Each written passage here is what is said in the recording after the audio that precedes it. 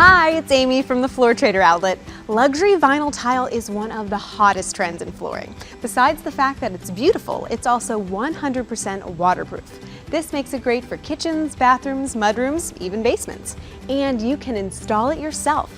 Here to help with some installation tips is Robert Barden, Certified Master Installer. That's right, Amy. The DynaGuard H2O flooring is an LVT, but it has a rigid core. This makes this installation even easier for the do-it-yourselfer. Let's get started. Okay.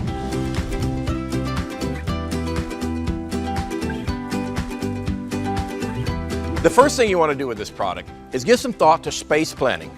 For the best appearance, I recommend running the planks parallel with the longest wall in the room. Measure the room to determine where you'll end up on that last row of planks. If the planks in the last row will be any less than 2 to 3 inches wide, you'll want to rip that first plank in that first row. You'll start the installation from the left side of the room, working to the right, and you'll need to leave a 1/4 inch expansion space around the perimeter. Not all walls are perfectly square, so snap a chalk line and rip the first row of planks accordingly.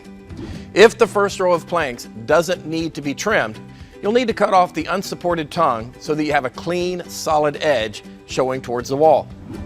As you make your way through the room, you'll want to vary the joints, so it's important to stagger the joints as you move along. For the end of your rows, keep in mind that the plank must not be shorter than 8 inches to achieve the best appearance.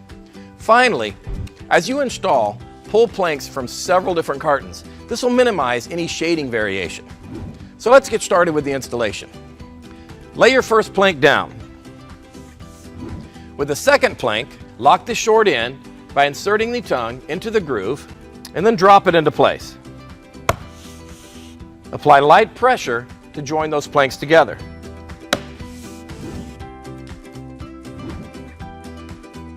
If needed, use a rubber mallet to fully engage the short side of the plank by lightly tapping. This will engage the plank and allow it to sit flush. Repeat this process to complete the row. When you get to the end of the row, don't forget to leave a 1/4 inch expansion space and cut the plank accordingly. Place the plank and then use a hammer and a pull bar to lock the final piece. Making cuts with this product is easy. You don't even need a saw. Just score with a utility knife using a T-square and then snap it in two. When you make your cuts, you can save and use leftover planks at the beginning or ends of each row. Just make sure that the planks are longer than 8 inches. For each row, insert the long side of the plank with the tongue into the groove of the plank of the previous row.